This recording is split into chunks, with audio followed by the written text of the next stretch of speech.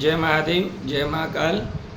आज हमारे साधक जो बॉम्बे से हैं, संतोष जी कोंडकर, तो उन्होंने एक प्रश्न बड़ा सुंदर किया है कि महाराज मैंने धन चांडालनी की साधना 9 से 10 बार करी और मैं उस साधना में सफल नहीं हुआ, कारण क्या है और कैसे सफल हूँ। तो बड़ा सुंदर प्रश्न है। ऐसे जब प्रश्न आते हैं तो हम लोगों को आनंद आता है जवाब देने में और साधकों को समझने सीखने का मौका मिलता है।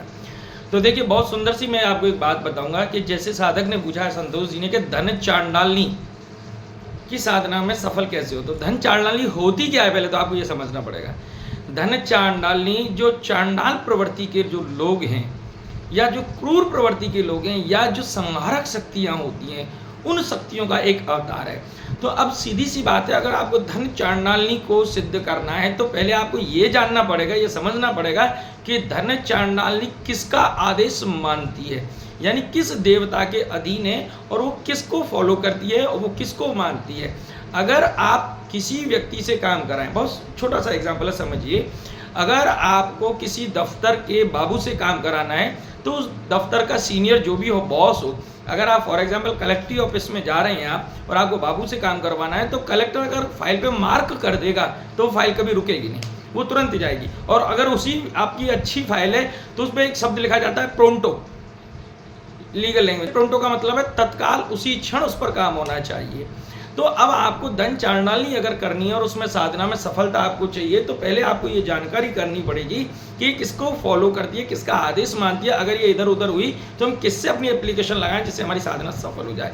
और ये बात धन चांडालनी से मतलब नहीं है, ये सब देवताओं पे, सब शक्तियों पर लागू होती है ये बात। अगर आप डाकनी साधना करना चाहते तो डाकनी किसको आदेश मानती है, भूत प्रेत यक्ष गंधर्व किसको आदेश मानती है। तो मैं आपको बता देता हूँ, धन चांडालनी, धन चांडालनी माँ चामुंडा का आदेश मानती है। और अगर आपके ऊपर माँ चामुंडा की कृपा है, माँ चामुंडा आपके ऊपर कृपा रखती हैं और उनका आशीर्वाद आपको मिला हुआ है या आपने उनकी अच्छी साधना कर रखी है, उनको प्रसन्न कर रखा है, तो धन चांडालनी एक ही बार में आपको सिद्ध हो जाएगी। अब आप कहेंगे कि क्यों, तो देखो मैं आपको बहुत सुंदर शब्दों में जवाब दूंगा।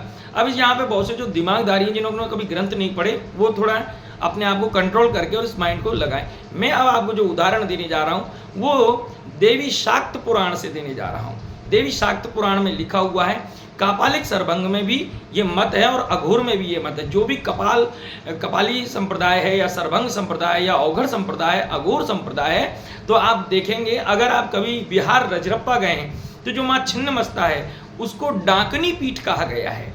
ऐसे हिमाचल में अगर आप माँ चामुंडा गए तो उसको चांडालनी चामुंडा पीठ कहा गया है। यानी जितनी भी चांडालनियाँ हैं, चांडालियों की कोई भी कैटेगरी हो जिसकी आप साधना करना चाह रहे हैं, तो उसे आपको सबसे पहले माँ चामुंडा को प्रसन्न करना होगा।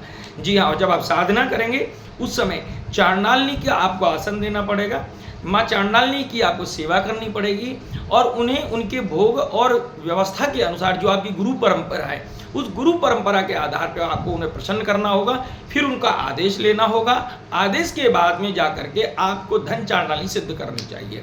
और अगर आप ऐसा कर लेते हैं तो धन चांडालनी की जो साधना का विधान है, बहुत से लोग कहते हैं 3 दिन में हो जाता है, 5 दिन में हो जाता है, सब बकवास है, झूठ है, नहीं होता।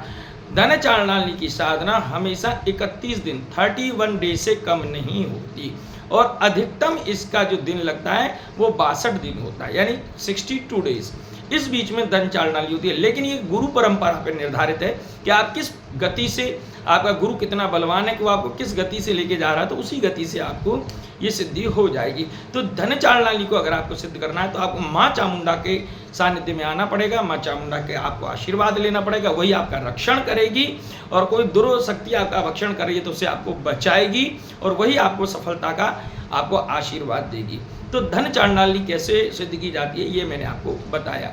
दूसरा, अगर आप लोग मैसेज कर रहे हैं तो मैं आपको ये बता दूं, मुझे मैसेज बॉक्स में करें और अच्छे प्रश्नों के साथ करेंगे तो मुझे भी जवाब देने में आनंद आएगा और आपको सीखने को और समझने को मिलेगा। दूसरा, इस 12 तारीख से हम लोग, इस 12 अप्रैल से वीर की साधना और महाकाली माँ जगदम्बा परम शक्ति और माँ बगला की साधना हम लोग साथ में कर रहे हैं। इस बीच में कोई भी साधक आकर के और कोई विशेष साधना अगर करना चाहे तो हमारे साथ में कर सकता है। 12 तारीख से और हम लोग करीब 16-17 तारीख तक साथ रहेंगे और साधना करेंगे।